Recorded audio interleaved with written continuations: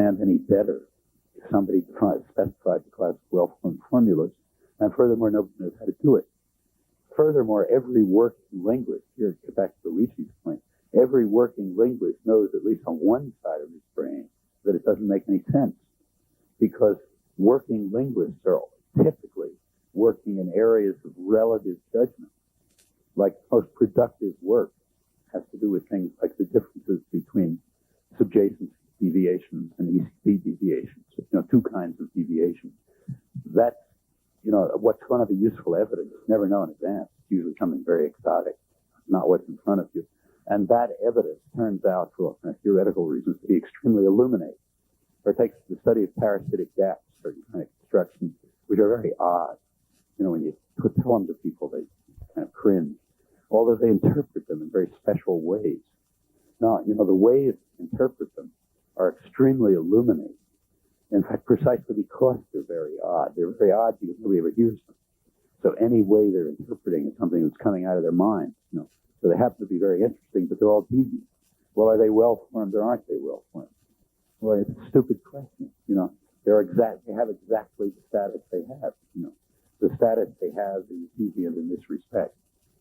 There is no notion of self-formedness. Now, every working linguist knows that in their bones. No one has ever proposed his vague idea what the class of well-formed formulas might be.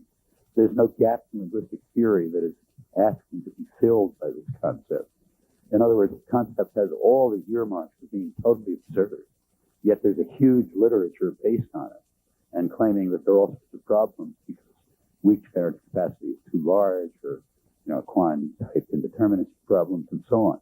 That seems to be a really paradigm example of irrationality coming from misunderstood mathematical analyses, which aren't analogies. Actually, I think they're similar to Frege. But the model of formal arithmetic is just irrelevant. It's not at all like natural language. Formal mathematical languages are languages only by metaphor. Like the B language is a language. You can use the metaphor like they don't have any of the properties of natural language. The other question is, you have emphasized the importance of the new revolution, the present revolution, saying that it's not really a revolution and maybe it's misguiding or misinterpreting all ideas. I agree with that, and I think it's very, very interesting. My question is, do you think about some explanation about that? Because it seems to me as a very important misguiding of our society. Well, I'd like to come back to that, actually, after giving some examples. It seems to me that from the very start, there were some very funny moves made with regard to, people tried to, they were trying to get out of behaviorism, but I think they fell right back into it. They fell right back into it in another direction by setting up operational criteria that define categories of intelligence. So take say, Herbert Simon, who's, really one of the great figures of the field. Actually won the Nobel Prize for this kind of stuff. He pointed out once in his autobiography, he points out, and he's quite right, that chess playing algorithm, the problem of chess playing is, he called it the Drosophila of cognitive science, meaning it's played the same role in cognitive science that Drosophila played in genetics.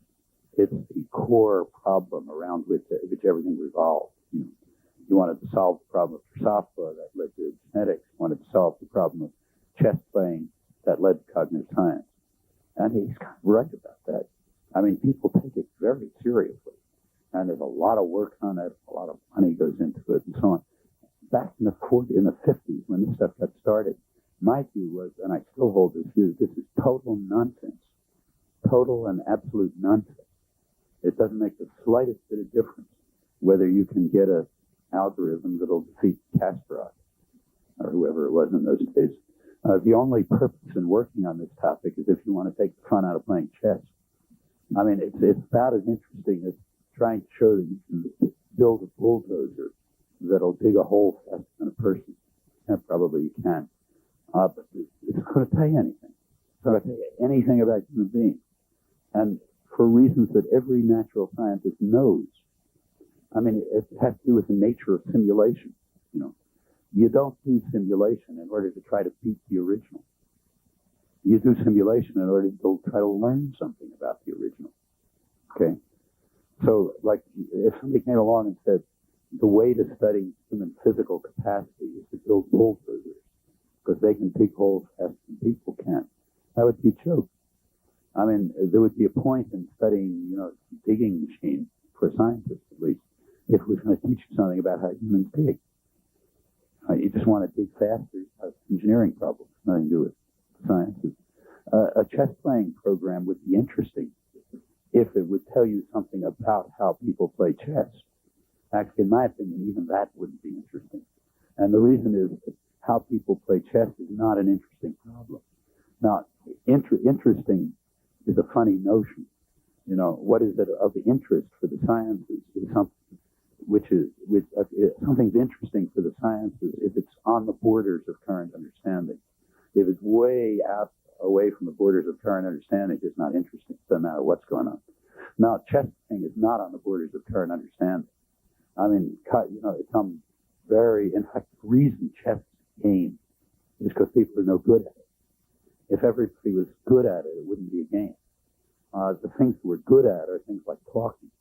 You can't have, you know, a thing like you just had in Yugoslavia where people speak sentences to each other and understand each other. The trouble is every 3-year-old can do that, you know.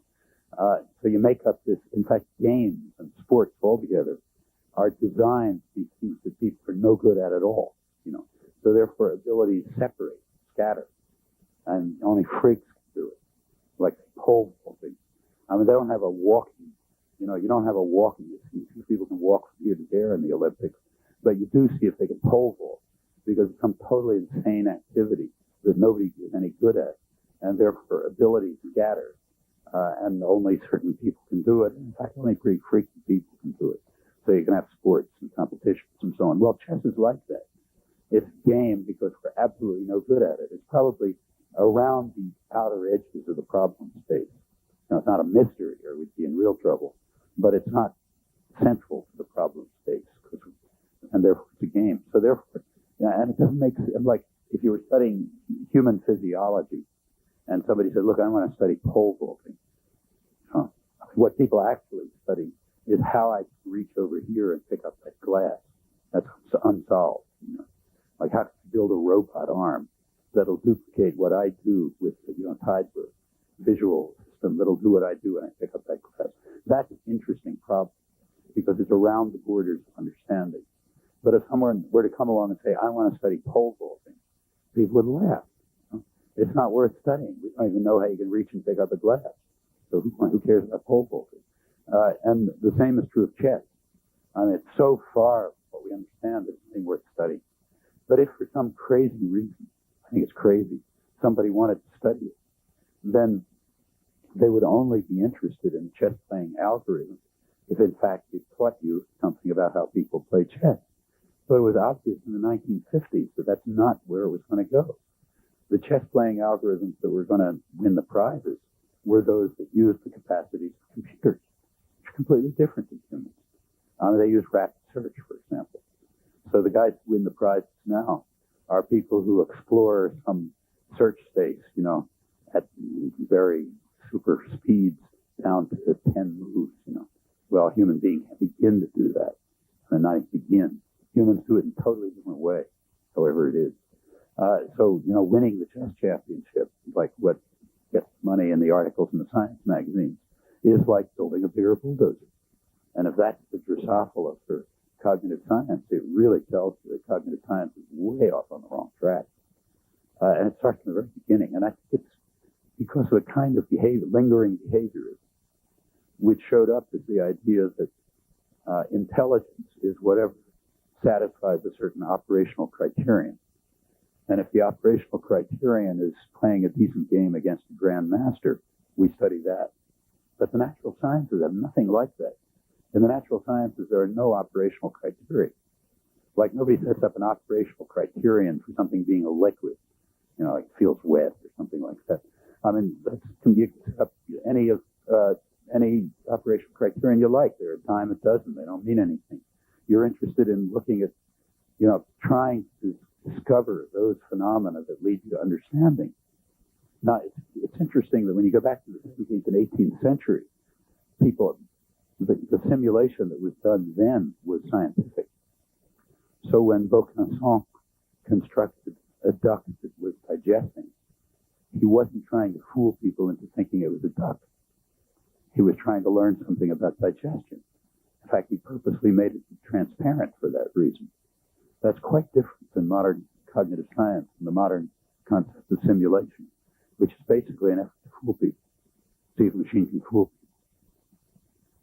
So in certain way, it's going back. I think it's going back way before that.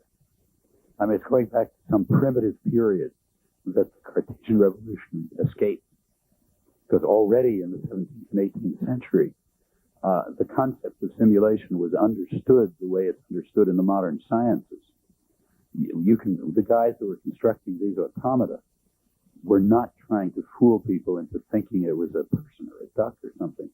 They were trying to say, what can I learn about a duck from this automaton? That's the way people construct a model of, the heavens or something. It's not the way people do cognitive science. I think this is a regression to the pre-scientific era. And as for reasons, I think it's a link. I don't think, I said that there was a move away from behaviorism, but I don't really believe it. There was an effort to move away from behaviorism, but it fell right back into it in an even worse sense than behaviorism, namely the attempt to satisfy operational criteria. That's the role that the Turing test plays in contemporary cognitive science. I'll come back to this in more detail, but that's what I think.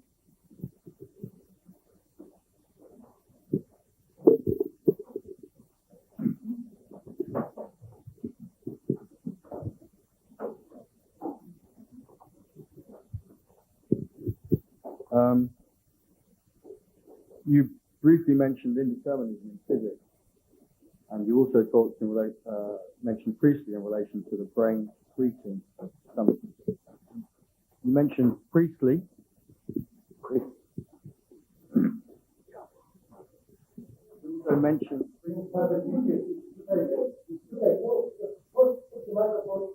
You also. Now you hear me. Okay. You also mentioned Priestley in relation to the brain somehow secreting emotions. So I wanted to ask whether you envisage perhaps some kind of theory accommodating indeterminism for free will, or sense of free will as being secreted in a secreted illusion, or perhaps being analogous to the moon illusion, or free will being beyond our comprehension in relation to what I don't know. I have no theory about it. My only theory about it is it's probably a mystery. I mean, phenomenally, it looks like a mystery. The phenomenon of confronting free will looks to me like the way a rat would probably feel if it was facing a right, left maze. Something's going on out there, but it can't figure out what it is. The phenomena look so obvious. It's hard to deny them. I don't think it's got anything to do with indeterminacy. I mean, well, like take, say, Roger Penrose, sort of leading quantum physicist.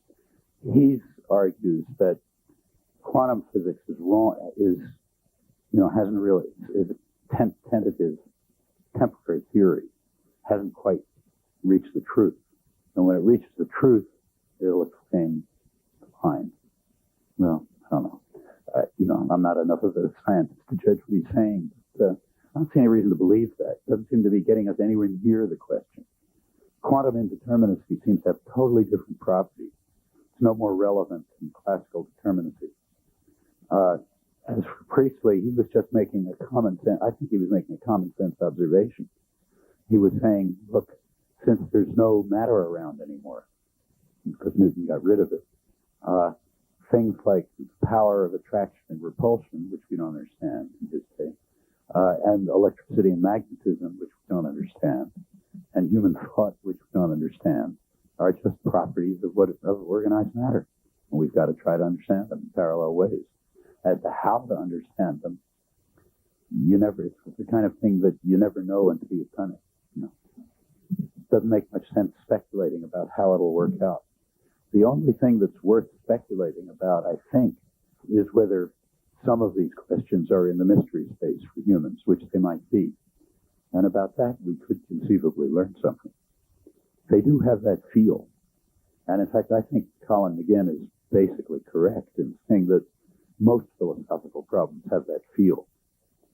Problem of consciousness, for example, is one, you can't deny. There are people who deny that people are conscious, or who claim that thermostats are conscious. That just seems ridiculous. It just seems an obvious truth. But nobody has the foggiest idea about how organized matter can have this property.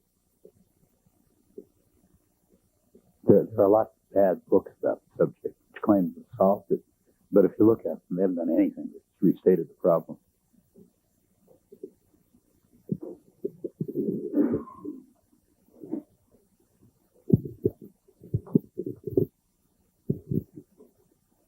I was just wondering if you can comment on, it sounds to me that the problem and mystery, whether we can learn something that might be in the realm of mystery, it seems to be kind of a new taxonomy of knowledge that we're looking for. And if you think that if you can comment on this, if you think there is some discourse that's privileged and some discourse that's marginalized in this kind of looking at cognition as it never has been looked at before. When you're using those terms in a kind of a Foucault-like sense. Yes, yeah. I was thinking of the order of things. Yeah. I can't really comment on that stuff because I don't understand a word of it, to tell you the truth. Classification system. Yeah. Do you think we're looking for a new classification of knowledge? Mm-hmm. And do you think that there is, in this classification of knowledge, if some discourse has more difficulty being elicited and shown?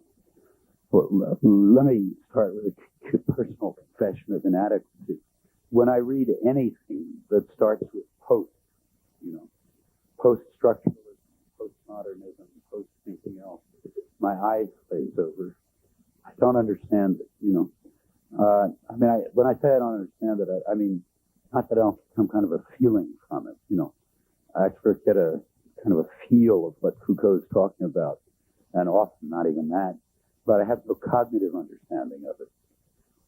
Furthermore, so therefore I'm evading the question for that reason. And just to continue with personal inadequacy, it's lack of understanding of a very special kind. There's lots of things I don't understand. Like, I take the last issue of Physical Review, let's say, and I open it. I'm not going to understand one word of any article there. However, that's different. It's different in two respects. One respect is I know I can go over to my friend in the physics department and say, look, can you tell me what this is about at my level of, foolishness and lack of knowledge? And they can do it. A good physicist can tell you, it's sort of about this, and skip this step, and here's the problem, and you can get to understand it. So like, say, take Roger Penrose. When he writes about quantum physics, he's skipping all kind of steps. He's not telling you what a tensor is and all sorts of things. You kind of understand it. Now, in the case of post-X, nobody can explain it to me. When somebody explains it to me, I'm just as confused as before. The other thing is that in the case of other hard things, like, say, contemporary set theory or quantum theory or something, I know there's a path that I can follow to get to understand it. And in some cases where I'm particularly interested, like, say, foundations of mathematics, I've done it. I'm not really good at it, but I can sort of follow it.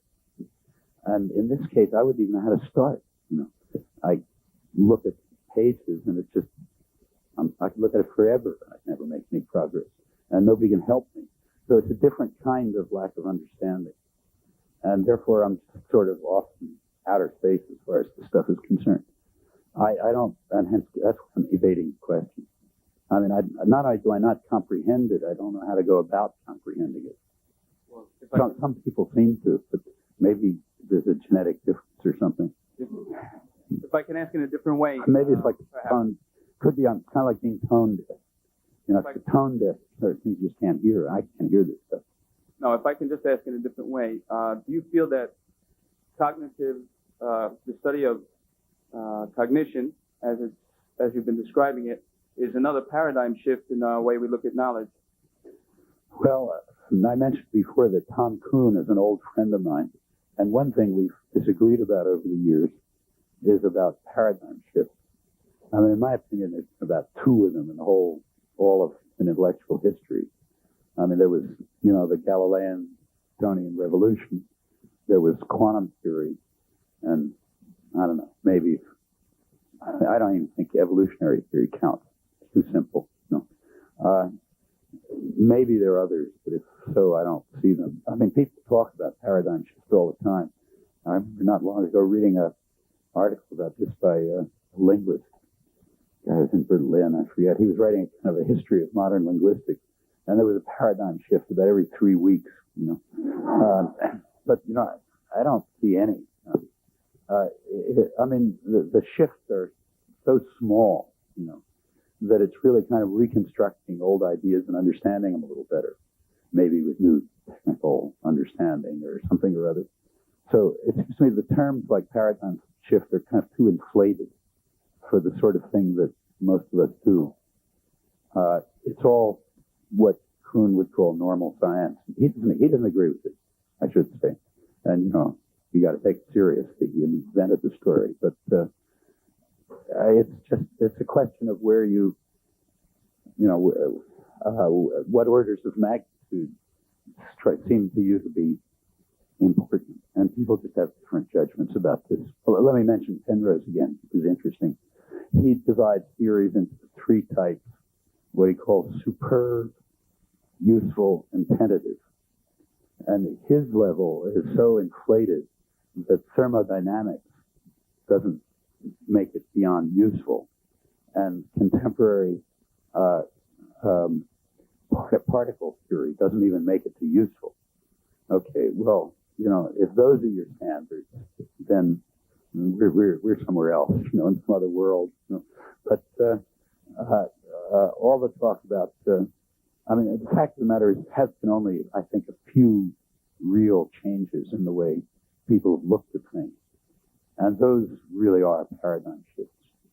And they're hard, they're difficult. They're difficult to comprehend. They require revising of the way you think about everything. It just doesn't seem to happen in other fields. The changes are small. We don't understand enough.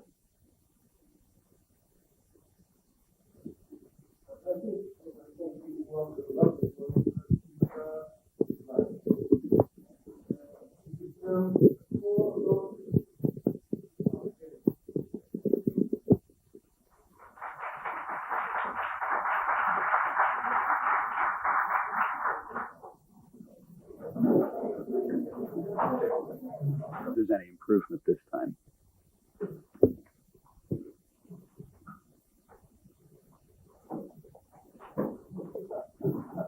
Thank you.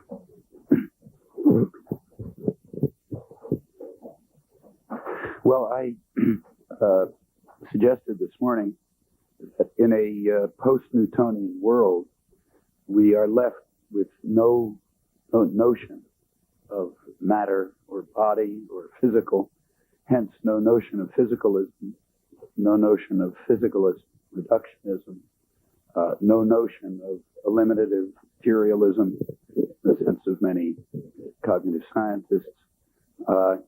These, of course, no notion of metaphysical dualism. These notions simply seem to have no definition, no specific, don't have any meaning, since the notion physical has disappeared.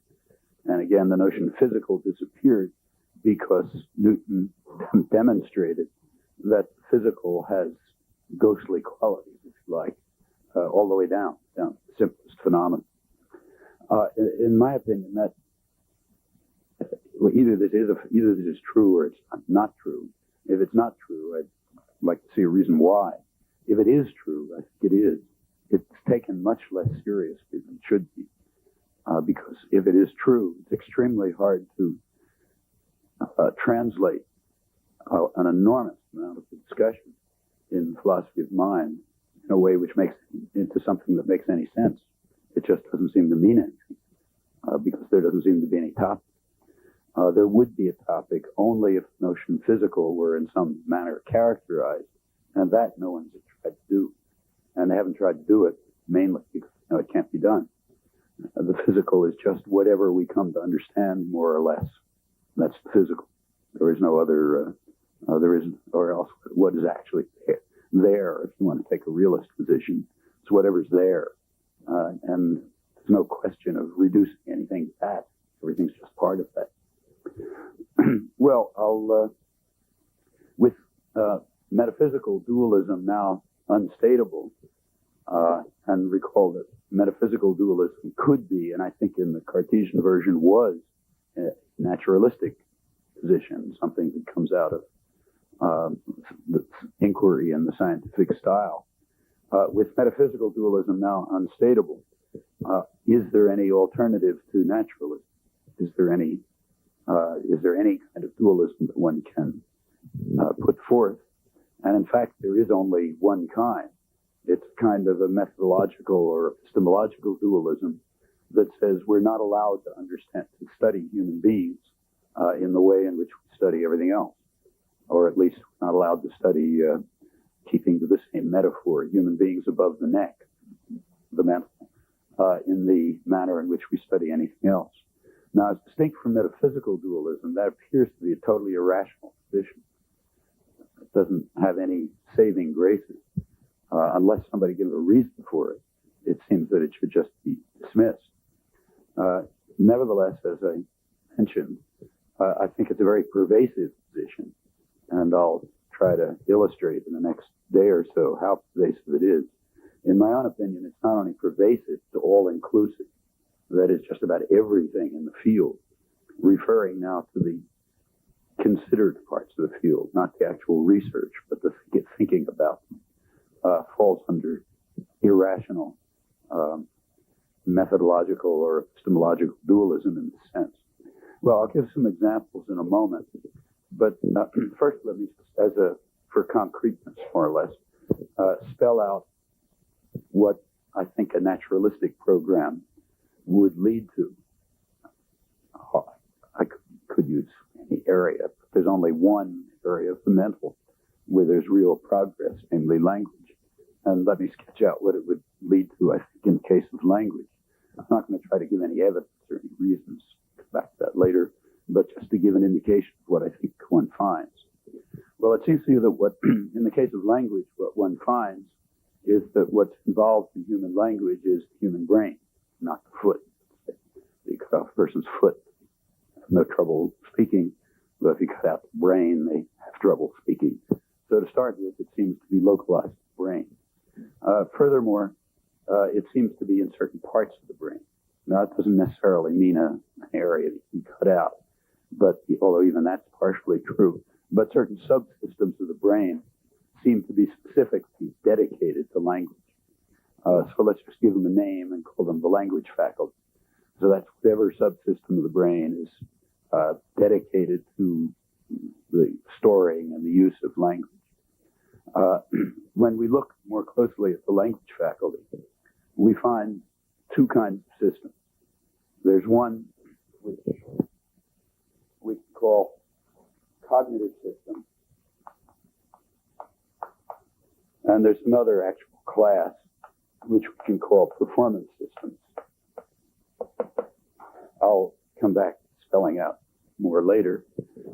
The cognitive system, the world doesn't have to be like this. It's true, it's an empirical statement about human language, about the architecture of the brain. The cognitive system is a computational system which stores information. It stores, in fact, the infinite information we all have about the properties of the expressions of our language, about their sound properties, their meaning properties, their structural properties, and so on. That is to say that the cognitive system is it's obviously a finite object, brain. So it's some kind of finite object that stores an infinite amount of information. And that notion was a big problem throughout much of modern history when people were thinking about this topic. It was recognized long ago that we have unbounded knowledge, but that we have finite minds, as they would have been called. And that was an insoluble problem until the 20th century, when it finally became very clearly understood what that means. What that means is a certain kind of property of the brain, namely the property of being what's called a generative procedure or recursive procedure, which characterizes an infinite amount of information in a finite way. Now, that happens to be a particularly well understood property by now. So saying that the brain has this property is not it could be false, but it's not. There's nothing mysterious about it. Surely the brain has property. And this particular property, the property of being a generative procedure, is a property which is particularly well understood. In fact, the whole field of mathematics about it that has made it very well understood. With that technical insight, the insight into some technical kind of underplays it with the insight into what it means for a finite procedure to capture infinite amounts of information. With that formal insight, it becomes possible to address the traditional concerns about how you could have infinite unbounded knowledge with only a finite brain. Address them. And in many ways, modern linguistics comes out of that confluence, the confluence of a formal insight and a traditional problem. Now, unfortunately, it didn't work like this. In a rational world, it would have worked. The reason it didn't work like this is that the traditional concerns had all been forgotten by the time modern linguistics came along, and we were in a behaviorist world, an externalist behaviorist world where these traditional concerns had disappeared. So you had to reinvent the traditional concerns as well because of the remarkable parochialism of the professional disciplines, and that includes all of them, linguistics, philosophy, and psychology, none of which were aware of the traditional concerns. I should say that traditional concerns were not very far back. So, for example, as recently as, say, the 1920s, and this is mostly work in the 1950s, as recently as the 1920s, Otto Jespersen, well-known Danish linguist,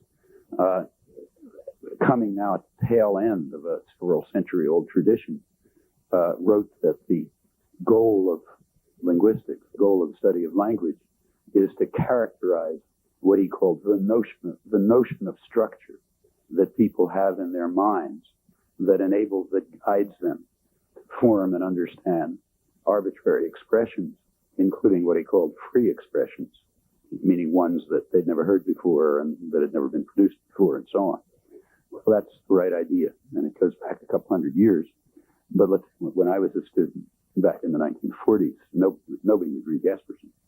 In fact, I just learned about him out of curiosity, picking up books in the library. And everything else in the history had disappeared as well. In fact, we were talking a little bit this morning about the schizophrenia of scientists around the turn of the century. The schizophrenia of serious scholars around this period, 1940s, it's quite remarkable when you look back in retrospect. A very striking example of it. There are kind of lessons in this for the future, which is why I'm going off into this anecdote. But the leading American linguist in that period, say the 1930s, was Leonard Bloomfield, who happened to be both a Sanskrit scholar, a scholar of Indic and Germanic study. Really knew Indo-European linguistics and Sanskrit and so on and so forth. So that was one half of his brain. The other half of his brain, he was trying to be a hard-headed scientist, reading stuff from the Vienna Circle on logical positivism and contributing meetings to the Vienna Circle and laying the foundations for modern hard-headed structuralism. He was a committed behaviorist. and what was considered at the time a tough-minded scientist. And actually, if you look back at his work, he was doing two kinds of work, which he kept totally separate. How he managed it internally, I have no idea. But in the Germanic, Indic, Sanskrit side of his brain, he was writing generative grammars. He wrote a grammar of, he was working for American Indian languages, but he wrote a detailed grammar of an American and Algonquin language, Menominee, in the 1930s, which is a generative grammar in more or less the modern sense, with rules and rule ordering and so on. It didn't go into syntax because no one knew how to bridge that gap to infinite information with finite rules. But it did deal with phonology, morphology, the parts of language that people knew how to finite characterize. And it dealt with by ordered rules and rules of considerable depth and all sorts of things, very by now familiar. On the other half of his brain, where he was being a hard-headed scientist, the reason he did it is because he knew traditional Indian linguistics from 2,500 years earlier, where that's exactly the way it was done. So if you read Panin, let's say, 5 centuries BC, it's a generative grammar in the modern sense. That's what he knew. That's what he did when he was doing serious linguistics. On the other hand, as a theoretician and a hard-headed scientist, he was writing derisive critiques of people who talk about ordered rules and all these crazy mentalists, when everybody knows that all there is behavior and the structure of discourse and all this kind of hard-headed type stuff. I got to, and these are in the same years. In fact, it's interesting that his Menominee Morphonemics he published in a place which was quite remote in those days, in the Czech linguistics journal, the Travaux for Czechoslovakia, something which nobody in the United States would ever read. Actually, I was a student about 10 years later, and my professors were students and associates of Bloomfield's. One of them, in particular, had the same mixture of interests. He was an Indo-Germanic scholar who knew Sanskrit and also a modern linguist. And at that time, I also did a generative grammar as an undergraduate thesis. But nobody ever pointed out to me that Bloomfield had done it 10 years ago. Now, they had to have known it. I never asked anybody. It never occurred to me to ask them. And I only found out about this years later when all this stuff was rediscovered. The point is, it was so deeply hidden that even people who had to be aware of it never suggested to an undergraduate that he should look at it, because it was considered so outrageous. Why did Bloomfield do it? Because in the sensible half of his brain, he knew how else could you do it? It's the only sensible way to do anything. But what was sensible was totally repressed. It took a while. This is maybe much more extreme case than the case of molecules that we talked about earlier. But it's a warning. It's a warning about excessive parochialism and taking seriously things that ought to be questioned, which in an area like this means almost anything. Coming back to this picture, we have a cognitive system, which is some kind of generative procedure, recursive procedure, that stores an infinite amount of information, in particular information about sound-meaning relations. And as to its nature, we have a huge amount of data from a lot of different languages, fairly reliable data, and some theories which are not inconsiderable, some theories which have gone somewhere towards explaining a fair amount of that evidence. So, though there's a lot not known about the cognitive system of the language faculty, there's been substantial progress in understanding it, and one sort of knows how to proceed, and there's plenty to do. It's a normal science problem in that sense. With regard to the performance systems, much less is known. It's generally assumed that the performance systems are fixed and invariant, that they don't change through childhood, let's say. You don't learn them. It's usually assumed that you don't learn a parsing theory, for example. You just have it. Okay, and the same for every other performance system. The reason for that assumption is not that anybody knows anything about it. In fact, it's precisely because nobody knows anything about it. Since you don't know anything about it, you might as well make the simplest assumption, which is that it's invariant. And until you have some other evidence, just go on from there. So the usually tacit assumption that performance systems are fixed and unlearned is basically due to ignorance. Could be true, could not be true, but until more is learned about them, it'll be hard to answer. With regard to the cognitive system, which is much better understood, it's known that it is not fixed, at least not entirely fixed. So Catalan is English, as I find out if I walk outside. Although that could very well be a misleading impression. From the point of view of a rational Martian scientist looking at this universe, he probably would say Catalan just is English, with trivial changes, that aren't worth looking at. And that seems to be a sort of, in advance, it's reasonable to suppose that that's what will ultimately be discovered. The reason why it's reasonable to suppose that's what ultimately will be discovered is that if that isn't true, it's extremely hard to explain the fact that anybody knows Catalan or that anybody knows English. That is, if you compare what is known with the database for it, the qualitative difference, the gap is so extraordinary that short of miracles, you can only conclude that it all came from the inside.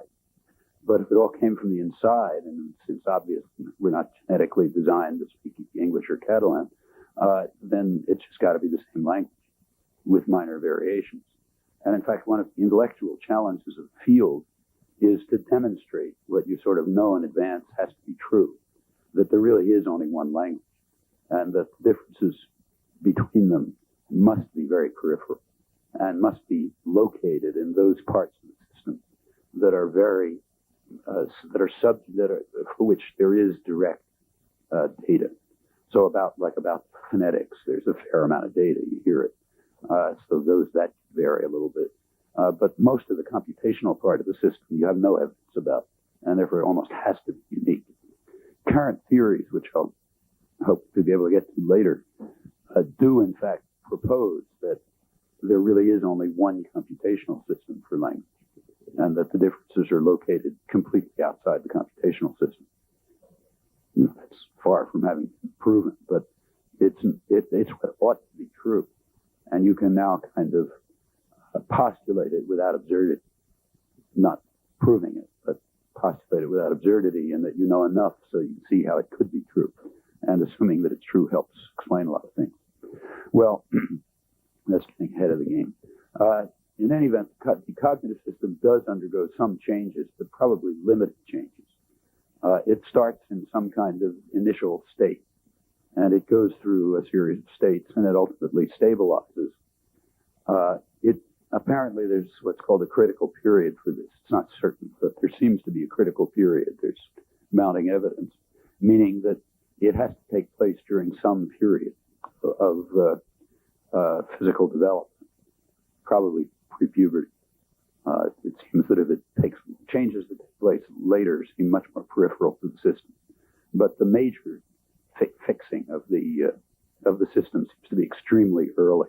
In fact, the better the experimental techniques are, the earlier it gets. By now, some of the results are pretty astonishing. So, for example, there's some evidence recently that 4-day-old infants can distinguish the native language of their mother from another language when spoken by another person. So, for example, a 4-day-old, happened to be done in France, 4-day-old French infant listening to a bilingual woman, not his mother, say, who speaks, a true bilingual who speaks French and Russian. The 4-day-old will respond differently to that woman speaking French and that woman speaking Russian. So that means within 4 days, or even even before birth, something got fixed. Some differences got fixed. Things like the basic intonational structure of languages seems to be at least in part fixed before 6 months of age, meaning before the kid has said one sound. The same seems to be true of things like um, finding the regions within which certain phonological units appear, like the regions, say, a vowel might differ somewhat from Polish to Chinese or something. And those things also seem to be fixed pretty well by 6 months, say. And if we get better experimental techniques to make it down earlier, one of the interesting and kind of exciting things about working developmental psychology in the last couple of years is that with the improvement of experimental technique, you just keep pushing down the stage of innate knowledge earlier and earlier. By now, it's in most areas way before any overt behavior. So, for example, to go up a little bit, it's by now well established that let's say 20-month-old children or 2-year-old children, say 20 months, their behavior is maybe what are called 2-word sentences, something that means give me that or something which comes out as 2 words, that those children are able to not only fully comprehend 7 or 8-word sentences, but even figure out the meanings of words from the structural properties of 7 or 8-word sentences that they're given, all way in advance of any performance. Well, again, this shouldn't surprise anyone who takes a naturalistic point of view to humans. After all, we assume that automatically for every other aspect of development. I mean, nobody assumes that other aspects of development are taught. And there's no reason why this should be. But for the study of cognitive processes, it's an important discovery because it tends to overcome that irrational dualism that I've been talking about. Well, I'll come back to that. In any event, the cognitive system does change to a certain degree. Doesn't seem to change very much. It gets fixed at some stage, apparently pre-puberty and maybe well earlier than that, and within pretty narrow limits. The attained state, in fact, all the states, is a generative procedure of the kind that I mentioned, a computational representational system. A generative procedure generates something, forms things. And in this case, the generative procedure, this is what's sometimes called a grammar, but that's probably a bad term, so I'll keep away from it. The generative procedure generates linguistic expressions, a certain set of objects, call them linguistic expressions. Each one of these guys is itself a collection of properties. So one of them is, say the word, not some sentence or other. That sentence or other is some collection of properties, namely a collection of phonetic and what are called somatic and others, just the structural.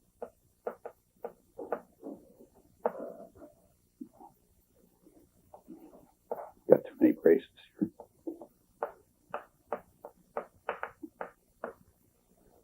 These two go together. So each linguistic expression is a collection of a variety of properties. The linguistic expression, say, table in my language, has certain sounds and certain instructions as to how to use it to refer and so on. So you refer to this, but not the house, and so on. Those are the properties of the word table, what's called the word table. And the generative procedure assigns those sets of properties for every expression. What's generated, in other words, is a set of expressions, what are called technically structural descriptions. We can pull out some piece of these things. So, for example, if we look only, say, at this part, if we look only at this part of the linguistic expression, we have something which we could give a name to. We could call it a signal, let's say. And similarly, we could just pull out these parts, and then we would have something that we might call a concept or something like that. But the linguistic expression itself is just a collection of all of these things. Okay. The signal could be phonetic, but that's a little misleading because we now know that it could be other things. So it could be sign, for example. Sign seems to be learned pretty much the same way spoken language is. And surprisingly, it even seems to be localized in the same parts of the brain, which is quite surprising because the modality is completely different. it's coming in through a visual rather than an auditory modality. But it seems to be ending up being processed in the same part of the brain, actually on the left side, the side that's not used for visual processing, which is a particularly remarkable fact in the case of sign language. And there's a lot of interesting discoveries about that, which tell you a lot about the structure of the language, the structure of the language faculty's brain, and how its parts are parceled out for different kinds of activities. In any event, the cognitive part seems to be sort of modality independent.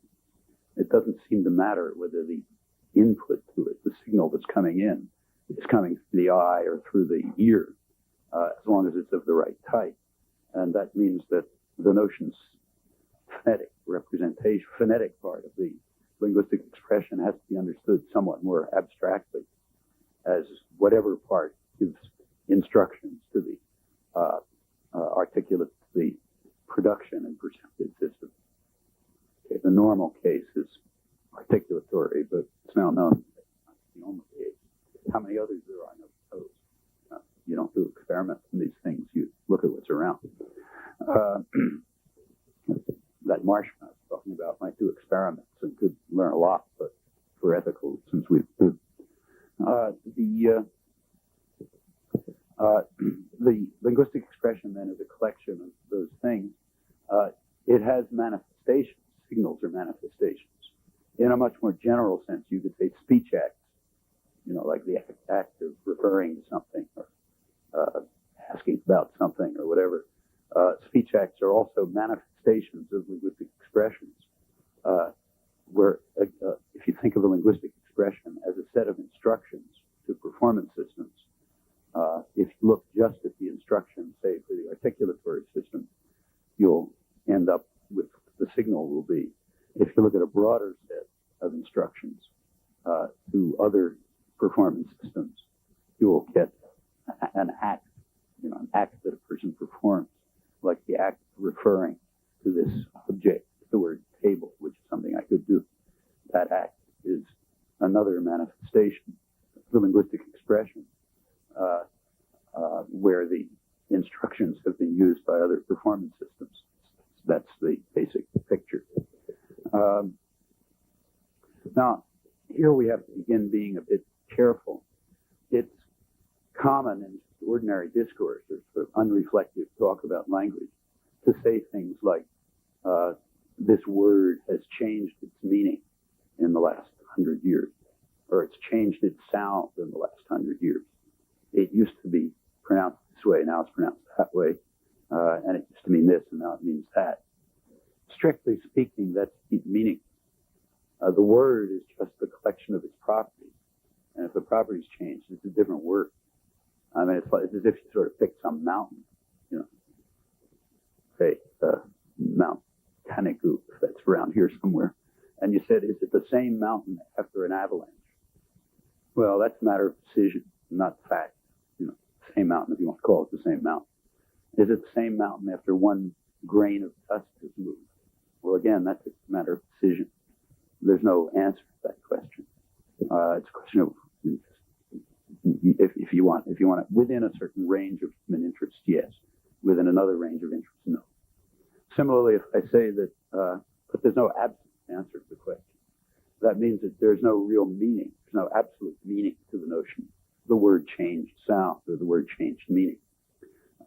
There isn't much confusion about this in connection with words changing sound, but the question of words changing meaning is a big topic.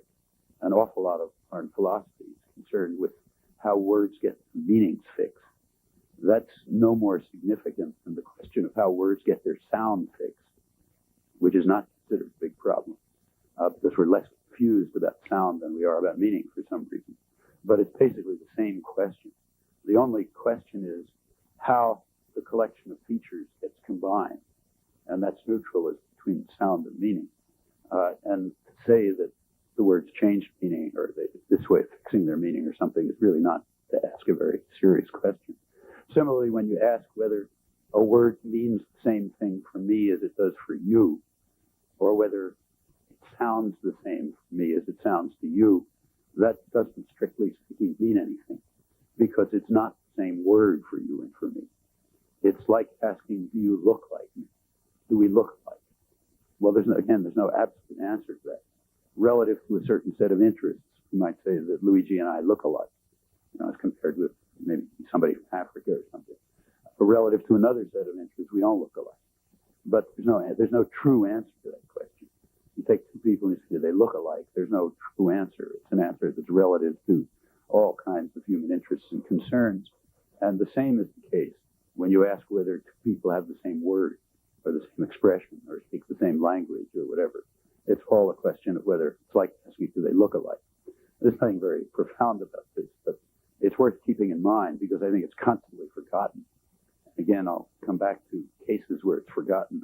A lot of for those of you who know the philosophical literature, a lot of the contemporary theory of reference, which is called externalist theory of reference, idea being that the reference of words is determined by things in the world and communities, crucially. That's the ruling theory of reference.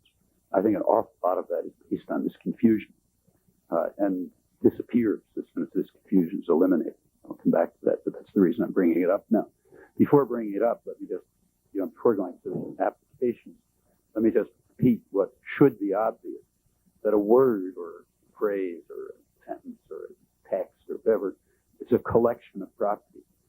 It's a collection of properties, some of which are instructions to the articulatory system. Some of them are constructions to the referring system. Some are instructions to some other thing. That collection of properties is the linguistic expression. There's no substantive meaning to the question whether one person has the same linguistic expression as another. It's like the question, do they have the same shape? Yes or no, depending on what you have to be interested in.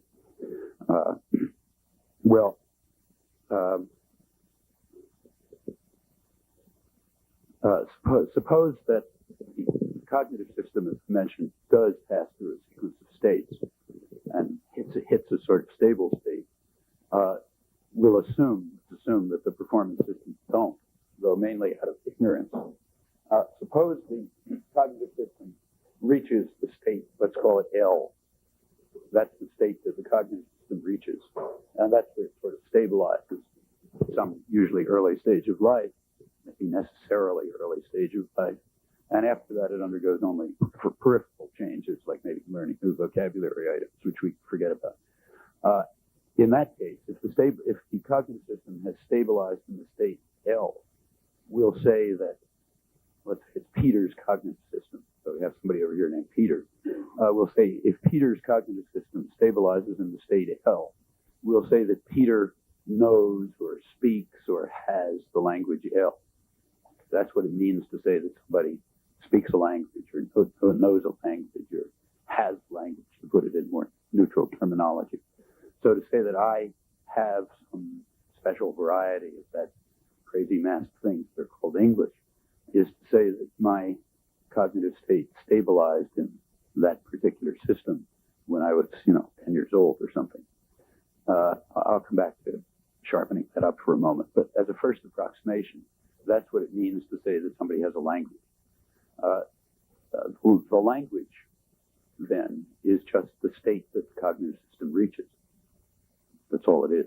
Now, to avoid pointless terminological controversy as to whether this is really language or not, notice in advance, we know before we can start that the terms common discourse are not going to survive into theoretical discussion. I mean, everybody knows that in the case of, say, the natural sciences. Like, nobody cares whether the word energy, liquid, or momentum, say, as it's used in physics, has the same meaning as the same word in natural language. And of course, it never does. It would be a miracle if a word of natural language could survive the transition into the natural sciences. It would be an astonishing miracle. No reason why that should happen. The words of natural language develop the way they develop. Part of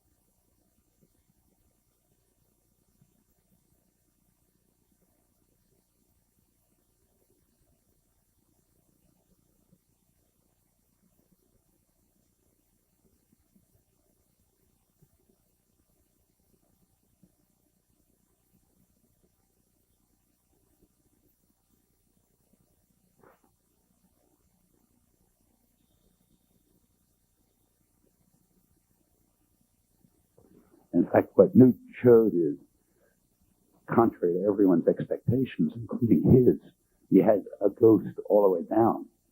That is, even ordinary matter and the most elementary dynamics had ghostly properties. It wasn't just the mind. Everything is ghostly.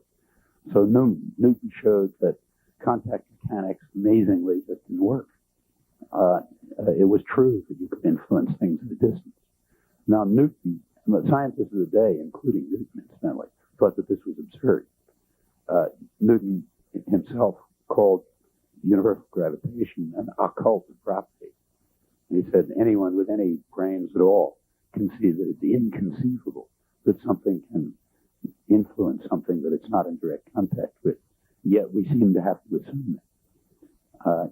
Now, from his point of view, I mean, some major scientists of the day, people like, say, Huygens and others, just threw it out for this reason because it was idiotic. Newton was himself torn by it. You know, he realized it's just got to be right because it was such a spectacular breakthrough. On the other hand, it made absolutely no sense because it was inconsistent with mechanical philosophy. And what in fact happened is he didn't get rid of the ghost in the machine, but he just showed that all properties of matter are ghostly.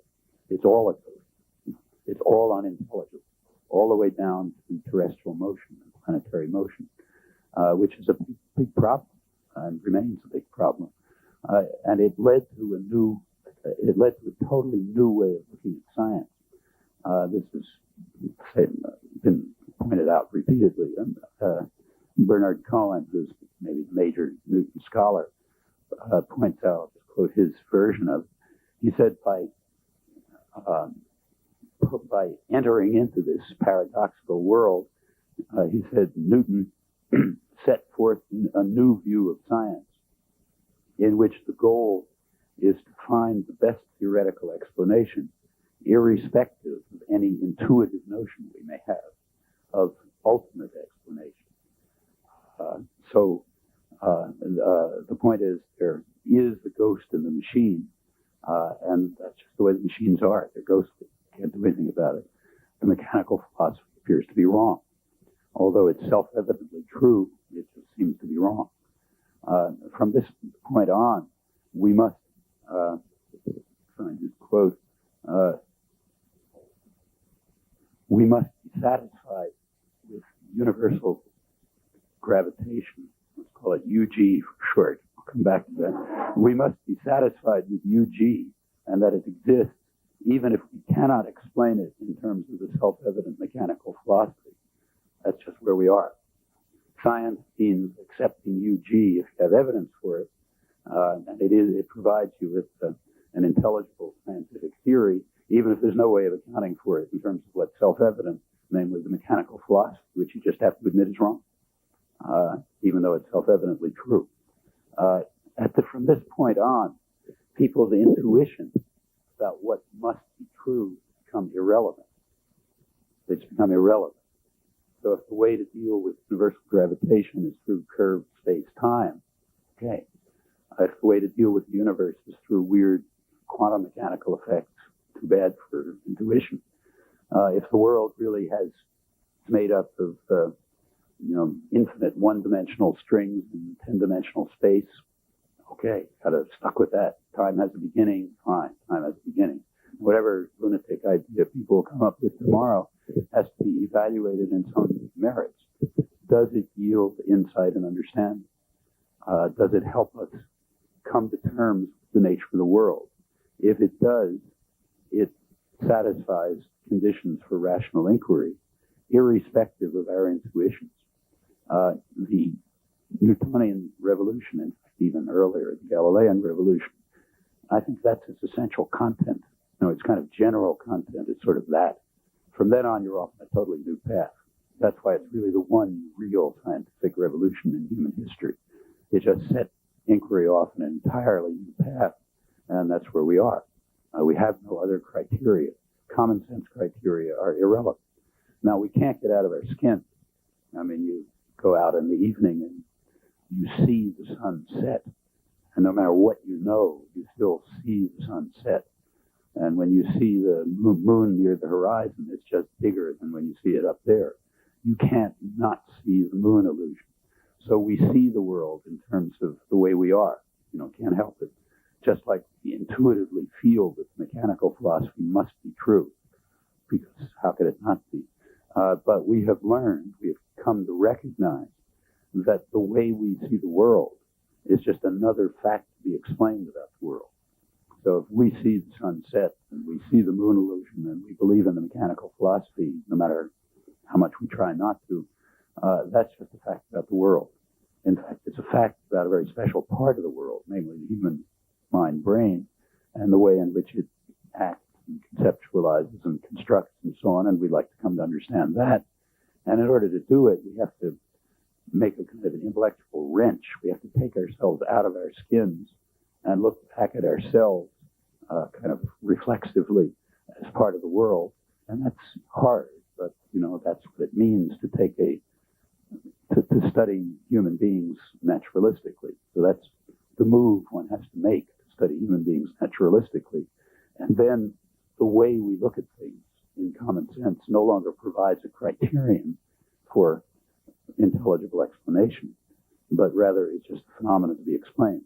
Now, there's a real problem here, which you can see right off. Whatever the working notion of intelligible explanation is again something that's inside our skins, and we're stuck with that. That's something like a real paradox. We can only, whatever our capacities to carry out rational inquiry may be, say some corner of our brain, which let's just call it the science-forming faculty to dignify ignorance with a title. But there's some part of our brain that enables us to carry out rational inquiry, and it uses its own resources and its own criteria, which may be as misleading as the moon illusion. Maybe it's always systematically leading us away from the nature of the world. If we're creatures of the world, that would not be in the least surprising. But there we can't do anything about it, because we're stuck with those. That's as deep as you can go. You can't go beyond those. So if we're systematically misled about the world because of the way our science-forming faculty happens to be constructed, that we can't do much about. But we can overcome the moon illusion. It's hard, but we can overcome it. We can't stop seeing it. Can't stop seeing the sun setting. You can't stop believing in the mechanical philosophy. Newton's intuitions are, at least my intuitions, but that part you can throw out. The part that's guiding our search for intelligible theory, we can't throw out. There's no way to get out of that. And there you are approaching something which is kind of like classical paradox, maybe. But we have to recognize from the naturalistic point of view that we are just a particular organism trying to understand the world, and we've got to do it our way because there is no other possibility. Well, so anyway, getting past through metaphysical dualism, we've now abandoned metaphysical dualism, but abandoned it in a very special way. It's not that there's a ghost in the machine, it's that the machine has ghostly properties all the way. Maybe it has even more ghostly properties above the neck. If so, okay, but that's just another fact. However, it's already unintelligible to common sense down to elementary dynamics. That's Newton's basic discovery. That's why contemporary discussion ridiculing the ghost in the machine is completely off track, in my opinion. It's just missing the point of what happened. There was no criticism made of the Cartesian theory of mind. You could argue that's because it wasn't substantive enough, maybe. But in any event, it survived all of this intact, such as it was. What did not survive is the theory of the machine. Contact mechanics was thrown out. And the common sense of the next scientific generation is that the mechanical philosophy is wrong. It actually took a long time for this to settle in. For a couple hundred years in physics, people were trying to find mechanical explanations. And it really wasn't until probably the 20th century that was given up. You get as late as people like Poincaré. He was arguing that the molecular theory of gases we adopt only because as a computing mechanism. And the only reason we adopt it is because we're familiar with the game of billiards. So it's kind of convenient computing mechanism. And efforts to try try to explain things in terms of, ether and stuff like that, are an attempt to carry out mechanical philosophy. And it was a long time before, it's really this century before Newton's insight was basically incorporated into the sciences. And it's harder maybe to do it in the emerging sciences. But anyhow, I think in retrospect, that's the way we have to look at it. Well, if this is correct, then so I'm being kind of anachronistic when I say that the 17th century exorcised mechanical philosophy. It did in principle. It didn't get to it. In fact, it left a big residue of unhappiness, confusion that took centuries to sort out.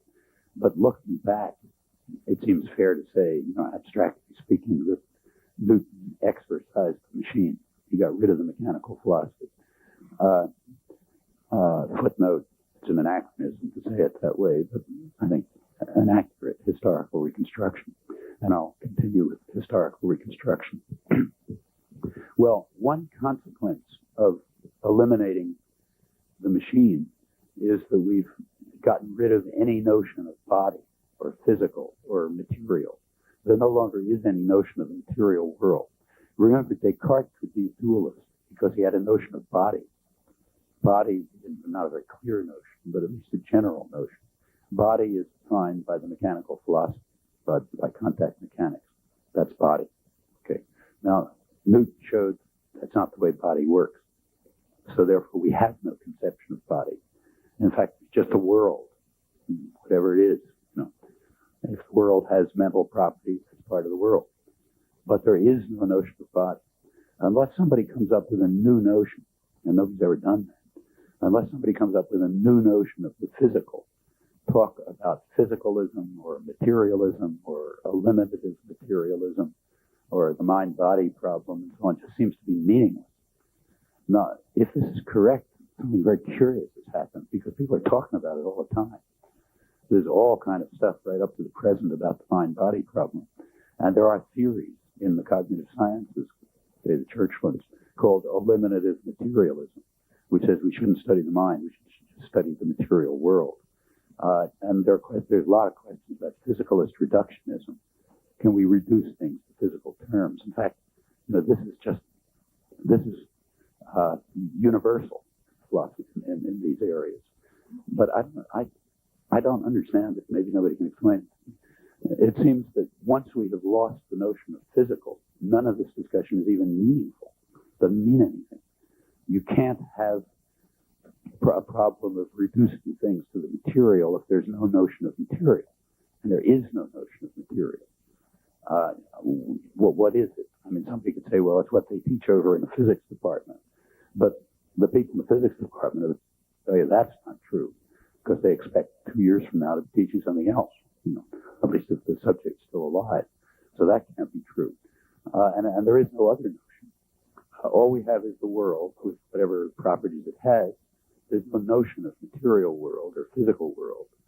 Hence, all of the problems of reduction have disappeared. The problems of elimination of study of the mind in favor of neurophysiology or something don't mean anything. They're just purely irrational statements saying instead of studying this part of the world, let's study that part of the world if you want to. But it doesn't make any more sense than saying since solids are hard to study, let's study liquids.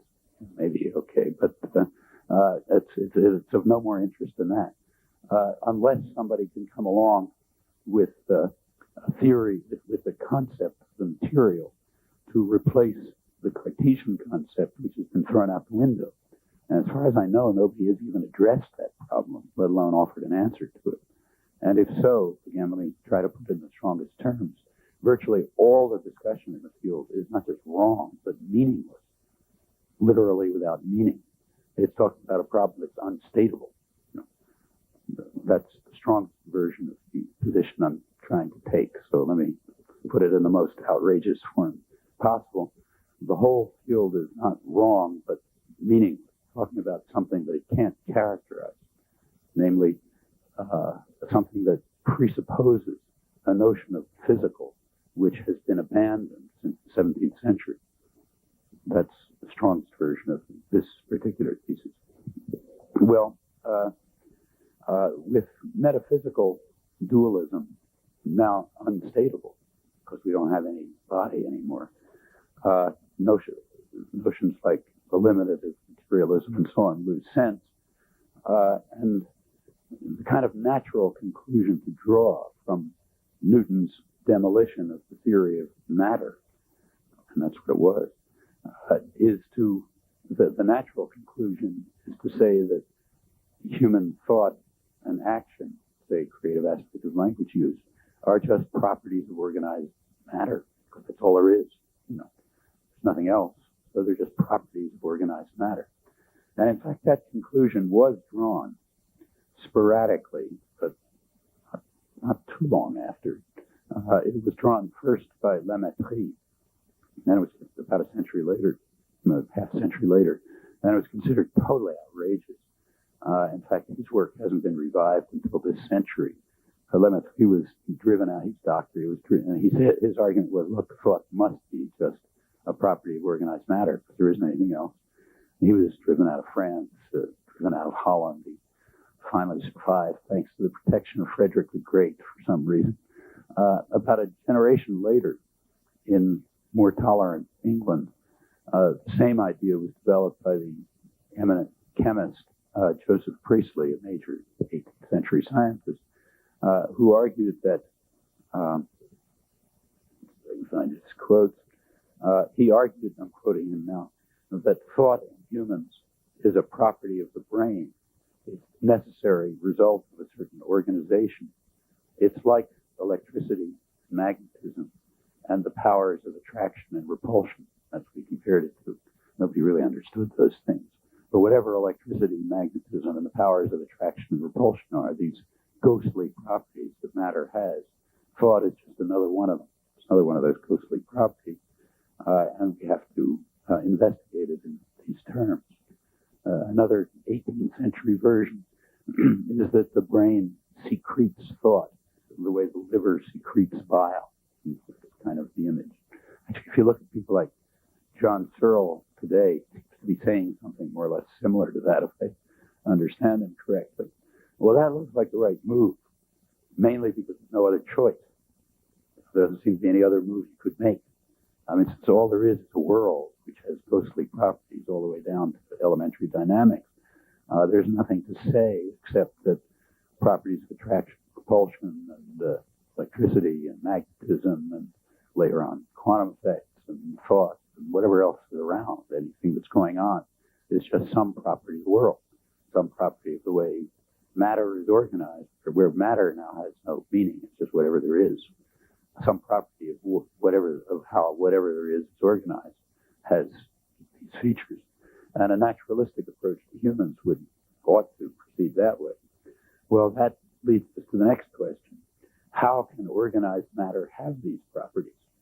Well, on that question, progress has been essentially zero. We don't have we have nothing to say about how organized matter can have such properties as the creative aspect of language use. In that respect, we're exactly as much in the dark as the Cartesians were. It's not that matter and mind are different kinds of things. That can't be, because there doesn't seem to be any such kind of thing as matter. So therefore, matter and mind can't be different kinds of things, there being no matter. So they're not different kinds of things, but if we think of those terms as descriptive conveniences, describing certain aspects of the world, namely humans above the neck versus everything else, then it seems that matter and mind pose different kinds of problems to human intelligence. That appears to be the case. Maybe they'll be shown to be wrong. Like there was a time when electricity and magnetism, and for that matter, universal gravitation, also posed total mysteries. Maybe we just haven't learned enough. But for now, it seems reasonable to suppose that matter and mind, though not different kind of things, do pose different kind of problems to human intelligence. Well, if that turns out to be true, it would not be in the least surprising to a naturalist. Remember, a naturalist perspective assumes that humans are just part of the world, not angels. They're just another thing in the world. If they're a thing in the world, they're going to have certain cognitive capacity, like rats. I mean, a rat can do certain things and can't do other things. I mean, it's very lucky for a rat that it can't do lots of things. Because if it wasn't incapable of doing lots and lots of things, it wouldn't be capable of doing anything. There's a logical relation between scope and limits. If you have capacity, if you don't lack capacity to do many things, you can't have the capacity to do anything. Very simple reason.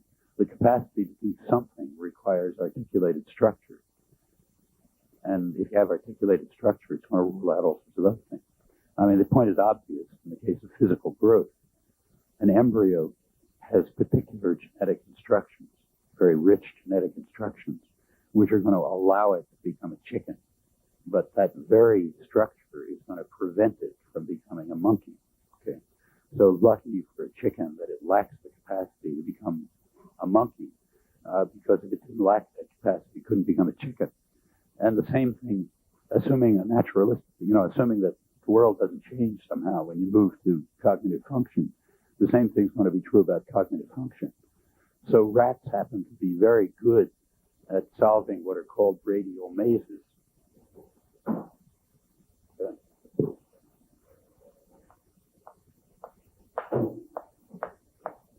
thing like this, where you stick the rat in the middle, and it's got food out here. These are kind of like spokes of the wheel, and the trick is to learn how to go down each path exactly once. Like, remember, you didn't move down that path before. And in order to make it as hard as possible, the experiment will rotate the thing so the rat can't be using olfactory cues, remembering he smelled his way down there or something. Rats turn out to solve that very fast, probably faster than humans. So they're really good at radial mazes, but they're horrible at other mazes. So, for example, I don't know if you take, say, a right, left maze, turn right, turn left, turn left. Rats can't. I think they can't do it at all. But if they can, it's certainly extremely hard. Humans can do it quite easily. If you were to, say, set up a prime number maze where a rat has to turn right every prime number of branch points, obviously the rat would never do it in a million years. And the reason is it just doesn't have that concept. Doesn't have that concept in its head. A rat can do a lot of things we can't do. Like it can build a nest and find its way home and solve radial mazes and all sorts of things because it has special capacity. But it can't do things like a right, left maze, which humans can do. And as I say, it's kind of lucky for a rat that it can't do all these things because that means it has the structure to do other things. Well, if humans are part of it, just to introduce some terminology, we might distinguish for a rat between what we could call problems and let's call it mysteries. And by problems for a rat, I mean areas of challenges, say intellectual challenges, that can in principle be resolved within the rat's cognitive space. It's got the concepts for it. It may take a long time, but it's got the concepts for it. By mysteries, I mean things that are just outside its cognitive space altogether, like a prime number maze or probably a right, left maze. Okay. The analogy in say, embryology would be that becoming a chicken is a problem for a chicken embryo. Becoming a monkey is a mystery. It just hasn't got the capacity to do it. You can't change the nutritional environment of the cell in order to make a chicken a monkey, Actually, nobody knows that. It's just taken for granted. I mean, rational people looking at the world just assume that. They have no real knowledge of it, to explain it. It's just sort of so obvious, nobody even talks about it. I'll come back to that fact because it's interesting that in the study of cognitive development, people aren't rational that way, the way they are in embryology. That's part of the epistemological dualism I'll come back to. Anyhow, in the areas where we can all be rational without too much trouble, like chicken embryos and rats, the distinction between problems and mysteries is quite clear. Now, it doesn't have to be a sharp distinction. It could be graded, and there could be all sorts of other dimensions and so on. But as a first approximation, it makes sense to distinguish these two categories. And it may even be very sharp. Well, if humans are part of the natural world, same is true of humans. That is, there'll be problems, there'll be mysteries. There'll be intellectual challenges that are within our cognitive reach, at least in principle. and there'll be others that are just not within our cognitive reach in principle. And if that is true, if there are certain things we can't understand, we should be very happy about it, because that's a consequence of the fact that we can't understand anything at all, okay, for just reasons of logic, same as a chicken embryo. Well, in theory, we can find out something about this. I mean, looking at ourselves from abstracting from our skins and looking back at ourselves, we could carry out an investigation that might set the boundaries of those things. For example, we might discover that there are certain kinds of intellectual constructions that humans are capable of setting up. Like humans, if you look at science, let's say, there are certain ideas that keep cropping up. Like we can study input-output systems. We can study deterministic systems. We can study probabilistic systems. We can study systems with a random element. There's a number of things we can do. And if something can be put into those frameworks, we can deal with it. On the other hand, it may very well be that the creative aspect of language use just doesn't have those properties. It's an aspect of the world that just lacks those properties, exactly as the Cartesians thought, in which case it would just be a mystery for us. Free will, in other words. The same might be true of the problem of consciousness. In fact, all the old chestnuts, all the questions everybody's been worrying about for thousands of years, where you never make any progress at all. I mean, literally zero. People don't even have bad ideas about it. Like on some areas, you have bad ideas. But in these topics, you don't even have bad ideas. It just looks like you're bumping into a blank wall. I mean, you know as well as you know anything that you're aware of some things, not of others.